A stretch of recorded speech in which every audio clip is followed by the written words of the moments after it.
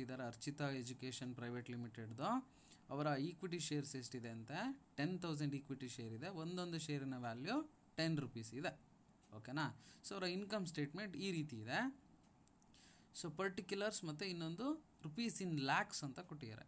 ಅಂದರೆ ಇಲ್ಲಿ ಕೊಟ್ಟಿರತಕ್ಕಂಥದ್ದು ಲ್ಯಾಕ್ಸಲ್ಲಿದೆ ನೋಡಿ. ಸೇಲ್ಸ್ 50.00 ಅಂದರೆ ಏನು, 50 ಲ್ಯಾಕ್ಸ್ ಅಂತ ಅರ್ಥ. ಸೊ ಇಲ್ಲಿ ಕೊಟ್ಟಿರೋ ಅಮೌಂಟ್ ಎಲ್ಲ ಲ್ಯಾಕ್ಸಲ್ಲಿ ನೀವು ತಿಳ್ಕೊಬೇಕಾಗತ್ತೆ. ಸೊ ವೇರಿಯಬಲ್ ಕಾಸ್ಟ್ 10.00 ಅಂತ ಇದೆ, ಅದರ ಅರ್ಥ 10 ಲ್ಯಾಕ್ ಅಂತ ಅರ್ಥ.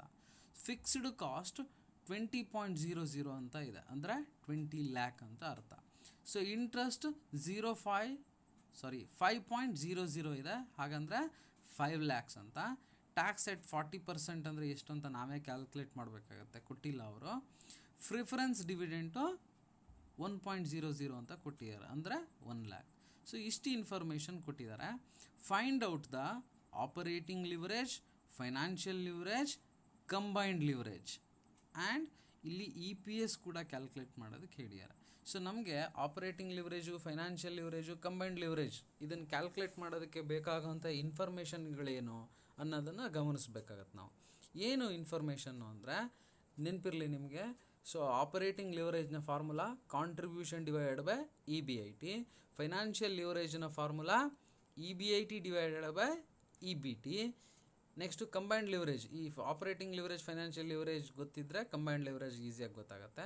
EPSನ ಫಾರ್ಮುಲಾ ನಾವು ಆಲ್ರೆಡಿ ಕಲ್ತಿದ್ದೀವಿ, earning available to equity shareholders ಅಥವಾ profit available to equity shareholders divided by number of shares. ಅದಕ್ಕೋಸ್ಕರ ನಾವೇನು ಮಾಡಬೇಕಾಗತ್ತೆ, ಸ್ಟೇಟ್ಮೆಂಟನ್ನು ಫಸ್ಟು ಪ್ರಿಪೇರ್ ಮಾಡ್ಕೋಬೇಕಾಗತ್ತೆ. ಸೊ ಇಲ್ಲಿ ನೋಡಿ ಸೊಲ್ಯೂಷನ್, ಪರ್ಟಿಕ್ಯುಲರ್ಸು, ಅಮೌಂಟ್. ಸೇಲ್ಸ್ ನಮ್ಗೆ ಕೊಟ್ಟಿದ್ರು ಎಷ್ಟು, 50.00 ಅಂದರೆ ಇನ್ ಲ್ಯಾಕ್ಸ್ ಅಂತ ಇತ್ತಲ್ವ, ಹಾಗಾಗಿ 50 ಲ್ಯಾಕ್. ಲೆಸ್ ಏನು ಮಾಡಬೇಕು, ವೇರಿಯಬಲ್ ಕಾಸ್ಟ್. ವೇರಿಯಬಲ್ ಕಾಸ್ಟ್ ಎಷ್ಟು ಕೊಟ್ಟಿದ್ದಾರೆ, 10.00 ಅಂದರೆ 10 ಲ್ಯಾಕ್. ಸೊ 50 ಲ್ಯಾಕಲ್ಲಿ 10 ಲ್ಯಾಕ್ ಹೋಯಿತು ಅಂದರೆ 40 ಲ್ಯಾಕ್ ಏನು ಸಿಕ್ತು ನಮಗೆ, ಕಾಂಟ್ರಿಬ್ಯೂಷನ್ ಸಿಕ್ತು. ಓಕೆನಾ. ಸೊ ಈ ಕಾಂಟ್ರಿಬ್ಯೂಷನಲ್ಲಿ ಏನನ್ನು ಲೆಸ್ ಮಾಡಬೇಕು ನಾವು, ಫಿಕ್ಸ್ಡ್ ಕಾಸ್ಟ್.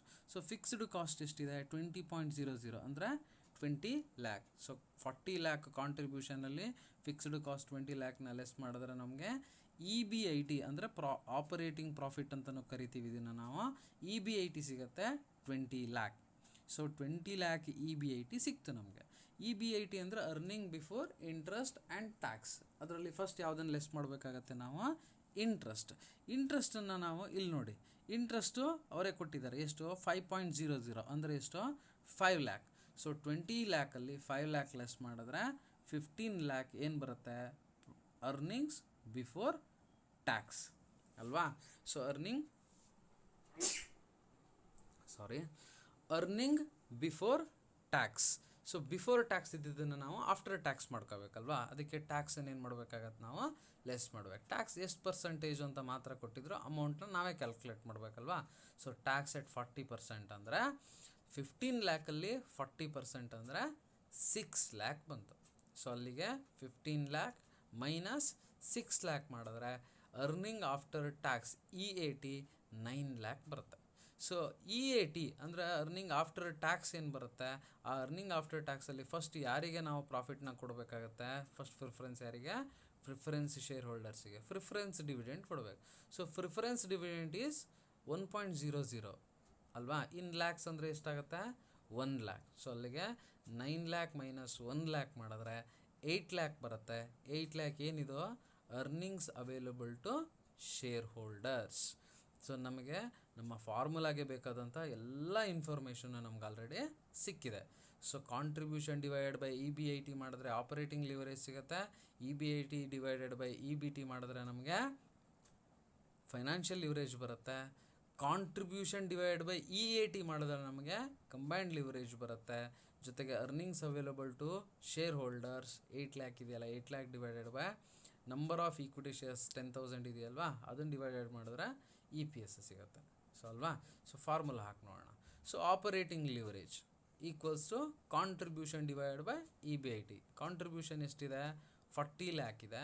EBIT ಎಷ್ಟಿದೆ, 20 ಲ್ಯಾಕ್ ಇದೆ. So 40 lakh divided by 20 lakh 2 times. So operating leverage ಎಷ್ಟಾಯಿತು, 2 times. Next financial leverage equals to EBIT divided by EBT. So EBIT 20 lakh ಇದೆ, EBT 15 lakh ಇದೆ. So 20 lakh divided by 15 lakh ಮಾಡಿದ್ರೆ 1.33 times ಬರುತ್ತೆ. Next combined leverage. Combined leverage ತುಂಬ simple, ಏನು ಅಂದರೆ operating leverage ಮತ್ತು financial ಲಿವರೇಜ್ನ into ಮಾಡಿದ್ರೆ ಆಯಿತು. ಸೊ ಆಪರೇಟಿಂಗ್ ಲಿವರೇಜ್ ಎಷ್ಟಿತ್ತು, 2 ಟೈಮ್ಸ್ ಇತ್ತು. ಫೈನಾನ್ಷಿಯಲ್ ಲಿವರೇಜ್ ಎಷ್ಟಿದೆ, 1.33 ಟೈಮ್ಸ್ ಇದೆ. ಸೊ ಎರಡನ್ನೂ ಇಂಟು ಮಾಡಿದ್ರೆ 2.66 ಟೈಮ್ಸ್ ಬರುತ್ತೆ. ನೆಕ್ಸ್ಟು EPS ಕ್ಯಾಲ್ಕುಲೇಟ್ ಮಾಡೋದಕ್ಕೆ ಹೇಳಿರಲ್ವ ಈ ಪ್ರಾಬ್ಲಮಲ್ಲಿ. So earnings available to equity shareholders divided by number of equity shares. So earning available to equity shareholders ಎಷ್ಟು, 8 lakh ಇದೆ. ನಂಬರ್ ಆಫ್ ಈಕ್ವಿಟಿ ಶೇರ್ಸ್ ಎಷ್ಟಿದೆ, ಇಲ್ಲಿ ಪ್ರಾಬ್ಲಮಲ್ಲೇ ನೋಡಿ 10,000 ಇದೆ ಅಲ್ವಾ. ಸೊ 8 lakh ಡಿವೈಡೆಡ್ ಬೈ 10,000 ಮಾಡಿದ್ರೆ ₹80. ಸೊ EPS ಈಕ್ವಲ್ಸ್ ಟು ₹80 ಬರುತ್ತೆ. ಈ ರೀತಿಯ ಈ ಪ್ರಾಬ್ಲಮ್ನ ನಾವು ಸಾಲ್ವ್ ಮಾಡ್ಬೋದು. ನೆಕ್ಸ್ಟು 4th ಪ್ರಾಬ್ಲಮ್ ನೋಡೋಣ. The following figures related to 2 companies, Kiran limited and Mohan limited. So ಇಲ್ಲಿ ಕೊಟ್ಟಿರೋ ಇನ್ಫಾರ್ಮೇಷನ್ನು ಇನ್ ಲ್ಯಾಕ್ಸಲ್ಲಿ ಕೊಟ್ಟಿದ್ದಾರೆ, ಓಕೆನಾ. ಸೊ ಸೇಲ್ಸ್ ಕೊಟ್ಟಿದ್ದಾರೆ 500, 1000. ಏನಿದು 500 lakhs ಅಂತ ಅರ್ಥ ಅಲ್ವಾ. ಸೊ 100 lakhs ಅಂದರೆ ಎಷ್ಟು, 1 crore ಅಲ್ವಾ. ಸೊ 1000 lakhs ಅಂತ ಹೇಳಿದ್ರೆ ಎಷ್ಟಾಗುತ್ತೆ, ಸಾರಿ ಓಕೆ 500 lakhs ಅಂತ ಹೇಳಿದ್ರೆ 5 crore ಆಯಿತು. 1000 lakhs ಅಂತ ಹೇಳಿದ್ರೆ 10 crores ಆಗುತ್ತೆ. ಇದೇ ರೀತಿ ಎಲ್ಲದನ್ನು ನಾವು ಏನು ಮಾಡಬೇಕು, ಲ್ಯಾಕ್ಸಲ್ಲಿ ಅಂತ ತಿಳ್ಕೋಬೇಕು. So variable cost 200 lakhs, Mohan ಲಿಮಿಟೆಡ್ದು 300 lakhs. ಇದೇ ರೀತಿ ನಮಗೆ sales, variable cost, contribution, fixed cost, EBIT, interest, PBT ಅವರೇ ಎಲ್ಲದನ್ನು ಕೊಟ್ಬಿಟ್ಟಿದ್ದಾರೆ ಅಲ್ವಾ. ಸೊ ನಾವೇನು ಮಾಡಬೇಕು ಈಗ, you are required to calculate the operating, financial and combined leverage for both the companies. ಎರಡೂ ಕಂಪನಿಗೆ ಇವೆಲ್ಲದನ್ನು ಕ್ಯಾಲ್ಕುಲೇಟ್ ಮಾಡಬೇಕು. ಜೊತೆಗೆ comment on the relative risk position of them. ಯಾವಾಗಲೂ ಲಿವರೇಜನ್ನ ನಾವು ತಿಳ್ಕೊಳ್ಳೋದ್ರಿಂದ ನಮಗೆ ರಿಸ್ಕ್ ಪೊಸಿಷನ್ ಗೊತ್ತಾಗುತ್ತೆ, ಅದ್ರ ಬಗ್ಗೆ ನಾವು ಕಮೆಂಟ್ ಮಾಡಬೇಕು, ಓಕೆನಾ. ನೋಡೋಣ ಏನಂತ ಇದೆ ಅಂತ. ಹೇಗೆ ಕ್ಯಾಲ್ಕುಲೇಟ್ ಮಾಡಬೇಕು. ಸೊ ಫಸ್ಟ್ ನಾವು ಸ್ಟೇಟ್ಮೆಂಟ್ ರೆಡಿ ಮಾಡ್ಕೋಬೇಕು. ನೋಡಿ, statement showing calculation of EBT. So Kiran limited ಅಲ್ಲೂ ನಾವು ಲ್ಯಾಕ್ಸಲ್ಲೇ ತೋರಿಸೋಣ, ಇಲ್ಲಾಂದರೆ 5 crore ಎಲ್ಲ ಬರೀಬೇಕು ಅಂದರೆ ತುಂಬ ಇದನ್ನು ಕಾಂಪ್ಲಿಕೇಶನ್ಸ್ ಮಾಡ್ಕೊಳ್ಳೋದು ಬೇಡ. ಅವರು ಲ್ಯಾಕ್ಸಲ್ಲಿ ಕೊಟ್ಟಿದ್ದಾರೆ, ಬ್ರ್ಯಾಕೆಟಲ್ಲಿ ನಾವು ಇನ್ ಲ್ಯಾಕ್ಸ್ ಅಂತ ಹಾಕ್ಬೋದು. ಸೊ ಸೇಲ್ಸ್ ಇಲ್ಲಿ ನೋಡಿ, ಈಗ ನಾವು ಈ ಪ್ರಾಬ್ಲಮನ್ನು ಫಸ್ಟ್ ಸ್ಟೇಟ್ಮೆಂಟ್ ಮಾಡ್ಕೋಬೇಕಲ್ವಾ. ಸ್ಟೇಟ್ಮೆಂಟ್ ಮಾಡ್ಕೊಳ್ಳೋಣ. Statement showing calculation of EBT. So Kiran limited, Mohan limited. First ನಾವೇನು ತೊಗೊತೀವಿ, sales. So sales 500 lakhs, 1000 lakhs less variable cost ಎಷ್ಟು ಕೊಟ್ಟಿದ್ದಾರೆ, 200 lakh, 300 lakh. ಸೊ 200, 300. ಕಾಂಟ್ರಿಬ್ಯೂಷನ್ ಅವರೇ ಕ್ಯಾಲ್ಕುಲೇಟ್ ಮಾಡಿಕೊಟ್ಟಿದ್ದಾರೆ, 300, 700 lakhs. ಸೊ ಕಾಂಟ್ರಿಬ್ಯೂಷನಲ್ಲಿ ಲೆಸ್ ಫಿಕ್ಸ್ಡ್ ಕಾಸ್ಟನ್ನು ನಾವು ಮಾಡಬೇಕು, 150, 400 ಕೊಟ್ಟಿದ್ದಾರೆ. ಸೊ EBITನೂ ಅವರೇ ಕ್ಯಾಲ್ಕುಲೇಟ್ ಮಾಡಿಕೊಟ್ಟಿದ್ದಾರೆ, 150, 300. Next less interest. So interest ಅವರೇ ಕ್ಯಾಲ್ಕುಲೇಟ್ ಮಾಡಿಕೊಟ್ಟಿದ್ದಾರೆ, 50, 100 lakhs.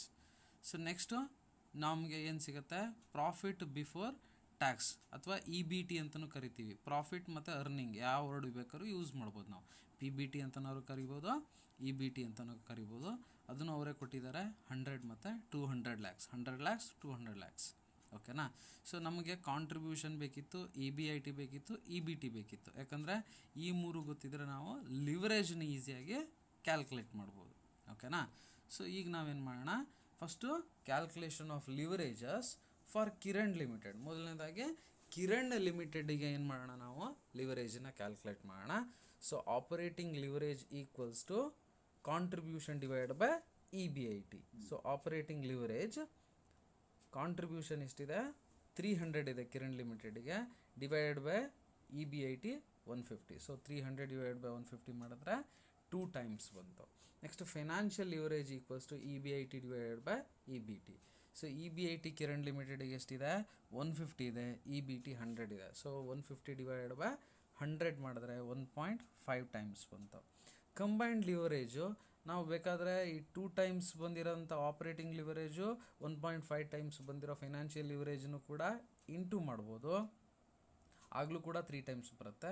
ಅಥವಾ ನಾವೇನು ಮಾಡ್ಬೋದು, ಈ ಎರಡೂ ಫಾರ್ಮುಲಾಗಳನ್ನು ಕ್ರಾಸ್ ಮಲ್ಟಿಪ್ಲಿಕೇಶನ್ ಮಾಡಿದ್ರೆ EBIT ಕ್ಯಾನ್ಸಲ್ ಆಗುತ್ತಲ್ವ, ಹಾಗಾಗಿ ಕಾಂಟ್ರಿಬ್ಯೂಷನ್ ಡಿವೈಡೆಡ್ ಬೈ EBT ಕೂಡ ಮಾಡ್ಬೋದು.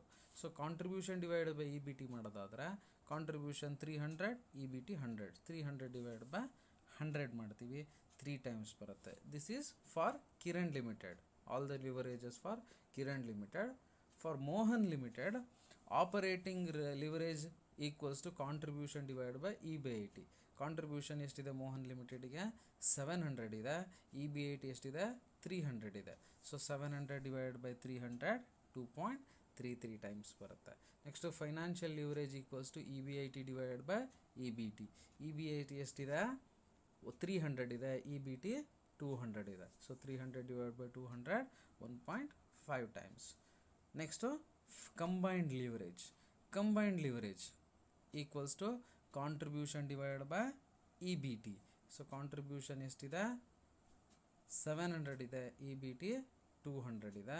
So combined leverage 700 divide by 200 ಮಾಡಿದ್ರೆ 3.5 ಟೈಮ್ಸ್ ಬರುತ್ತೆ. ಅಥವಾ operating leverage 2.33 times into financial leverage 1.5 times ಮಾಡಿದ್ರೂ ಕೂಡ ನಿಮಗೆ 3.5 ಟೈಮ್ಸ್ ಬರುತ್ತೆ.